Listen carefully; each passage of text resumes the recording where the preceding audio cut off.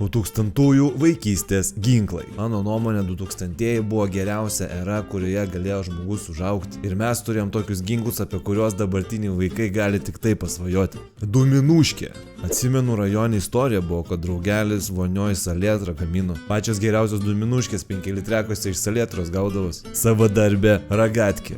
Galėdavo iš mėlynų uogų, kurios augdavo krūmynuose, kažką nušaudyti. Skaudžiai kybdavo ir tos uogos nenusiplaudavo. Bambalys su skylė kamštukė. Vasarą šitas ginklas yra du neatsiejami dalykai. Kuo didesnis bambalys, tuo ilgiau užtenka vandens. Ir bent šauni 3 skylės kamštukė, tada lakstysi namo užsipilinėti labai dažnai. Rykštė. Šitos augdavo kiekvienam numištam kampe.